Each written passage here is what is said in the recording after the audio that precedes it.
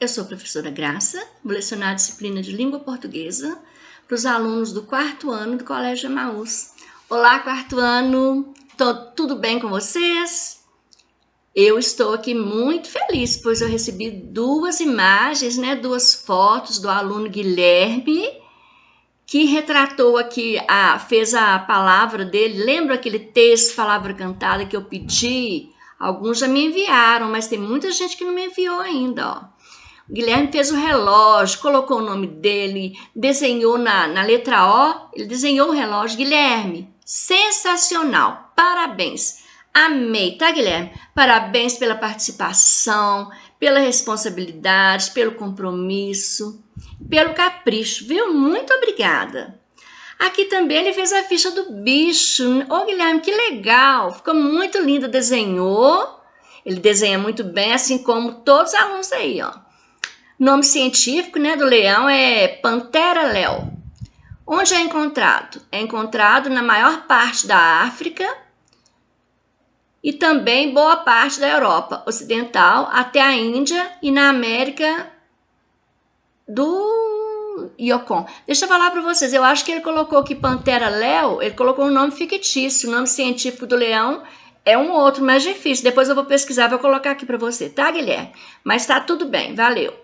Característica: o leão possui corpo longo e pernas curtas, garras afiadas e cabeça grande. Os leões adultos medem cerca de 2,70 metros a 3 metros. Grande, né, gente? E adultos medem adultos, incluindo as caudas. As fêmeas são mais baixas e mais esguias. Alimentação: são animais carnívoros e ótimos predadores. Eles correm atrás da sua presa rapidinho. Aqui ele colocou uma curiosidade também, ó. Se estiver com fome, o leão pode comer até 35 quilos em um dia. Nossa, e não é gordo, mas ele é pesado, ele é forte, Parabéns, espetacular, Guilherme. Muito obrigada, viu? Fico aguardando aqui dos outros alunos também, tá, gente? Vou ficar muito feliz. Então, gente, vamos iniciar a correção que eu deixei aqui na última videoaula. Eu falei para vocês que nós estamos retomando conteúdos e vamos aprender alguns conteúdos novos também, Eu deixei para vocês um texto que eu gosto muito de trabalhar com ele, que eu falei com vocês também que eu gosto muito, porque é um texto que vai ver o que aconteceu por um homem não ter colocado sinais de pontuação no texto dele. Sinais de pontuação.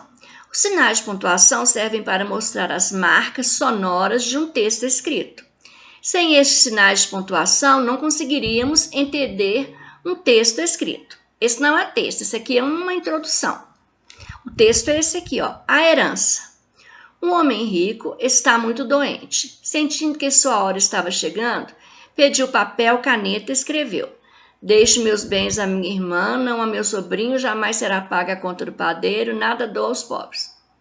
Então, tinha ponto nenhum nesse texto, saiu atropelando tudo. Mas antes de pontuar sua frase, ele morreu. Para quem deixou a sua fortuna? Eram 4 concorrentes. Nesse mesmo dia, todos foram chamados para decidir o impasse. O sobrinho pontuou da seguinte forma: foi espertinho e pontuou do jeito que favorecesse a ele. Vamos ver aqui, ó. Deixo meus bens à minha irmã? Não. A meu sobrinho? Não. A meu sobrinho. Ponto final. Quer dizer que deixou para o sobrinho. Jamais será paga a conta do padeiro e nada dou aos pobres. Está entre aspas, que é uma fala do sobrinho. A irmã pontuou assim, também entre aspas: deixo meus bens à minha irmã, ponto final. Não a meu sobrinho. Jamais será paga a conta do padeiro e nada dou aos pobres. Então ela favoreceu o lado dela. O padeiro fez a seguinte pontuação que julgou correta: deixo meus bens à minha irmã? Não. A meu sobrinho? Jamais. Será paga a conta do padeiro. Ponto final. Então, o padeiro ia receber. Nada dou aos pobres. Um representante dos pobres com mais estudo, fez a sua versão. Deixo meus bens à minha irmã? Não. A meu sobrinho? Jamais. Será paga a conta do padeiro. E não falou mais nada. Como não entrou em acordo, o caso foi para o tribunal. O juiz decidiu que a herança deveria ficar com os pobres. Pois é, né? O que o sinal de pontuação fez? Que confusão. Agora a interpretação, eu falei para vocês que vocês poderiam colocar somente a resposta, a numeração e a resposta, né? Qual o assunto principal desse texto, gente? A herança, né? Esse texto é informativo, está informando, está descrevendo algum lugar, alguma pessoa ou está narrando alguma coisa? Está narrando, né? Está narrando um fato que aconteceu. Qual a diferença que as diversas pontuações trouxeram para o texto? Eu acredito que vocês colocaram certinho. A pontuação fez com que a herança a cada hora ficasse com uma pessoa. Certinho aí? Qualquer coisa vocês pausem e façam a correção, tá? Diga como se chama e qual a função dos sinais abaixo. Ponto de interrogação, exclamação, ponto final, reticências, travessão e vírgula. O de interrogação, usado em perguntas no final das frases interrogativas. De exclamação, usado nas frases exclamativas. Pode indicar surpresa, susto, admiração. Ponto final, usado quando terminamos uma frase e encerramos. Reticências indica interrupção de pensamento. Você não falou tudo que você queria ter falado. Travessão, usado após uma citação e também indica a fala de outra pessoa. A vírgula indica uma pausa pequena. Qual a sua opinião sobre a atitude do juiz? Eu não sei o que você escreveu aí. Eu deixei a minha registrada aqui, tá bom? Olha o que eu penso. Mediante tanta bagunça, né? Cada um querendo tirar proveito para si mesmo, eu acho que o juiz agiu corretamente. E se você fosse o juiz, o que você ia fazer? Justifique. Olha aqui, eu coloquei o que eu faria. Se eu fosse juiz ou juíza, faria uma investigação na família, procuraria documentos que provassem tudo para ver quem ficaria com a herança, quem merecia, ou se iria dividir entre os três, né? Também vocês devem ter colocado a resposta pessoal de vocês aí. Eu pedi para tirar do texto 3 substantivos comuns. Existem vários, eu tirei esses aqui, olha. Bens, irmã e sobrinho. Palavras oxítonas eu tirei pediu, papel e escreveu. Palavras paroxítonas eu tirei herança, padeiro e pobre. E todas as proparoxítonas que você encontrasse no texto. Não a encontrei nenhuma, gente. No texto não tem nenhuma. O que são palavras proparoxítonas e qual regra se aplica a elas? São palavras que possuem a antepenúltima sílaba tônica. Todas são acentuadas na antepenúltima sílaba. Reescreva do texto ou retire do texto uma frase com o verbo no presente. Um homem rico está muito doente. Reescreva do texto uma frase com o verbo no pretérito. O sobrinho pontuou da seguinte forma. Você encontrou verbos no futuro? Copie 2. Olha, no futuro do presente tem será. Era somente um. Mas eu deixei até vermelho aqui, ó. Deveria também é futuro, futuro do pretérito, um outro modo tempo verbal, tá? Você gostou desse texto, gente? Justifique falando o que você aprendeu. Como eu falei no início, quando eu deixei e agora, eu gosto muito, sabe por quê? Porque dá para entendermos o quanto é importante usarmos corretamente os sinais de pontuação. Se a gente faz um texto, não coloca sinal de pontuação, não tem sentido. Às vezes você sabe o que vocês queriam escrever, mas a pessoa que vai ler não entende nada, não sabe se está perguntando, se está afirmando, se está admirando, né? Não sabe nada. Então, é muito importante o uso correto dos sinais de pontuação. Vou deixar aqui para vocês uma atividade de casa. Eu falei para vocês que nós vamos retomar alguns conteúdos e ver também alguns conteúdos novos, tá bom? Então, eu deixei aqui, olha, algumas palavras para vocês completarem ou não com H, se necessário. Como é que eu sei? Algumas a gente memoriza. Na dúvida, o dicionário está sempre pertinho, tá? Eu já pedi, então consultem o dicionário de vocês. Não há necessidade de a gente escrever nada errado. Hoje em dia a gente tem acesso a tantos recursos, né? Só escreve errado mesmo quem quiser. Às vezes a gente até engole uma letra, esquece uma letra, mas esquecimento. Agora escrever errado não justifica tendo o dicionário pertinho aí, tá bom? E vamos ter essa prática de escrever certinho desde agora, né?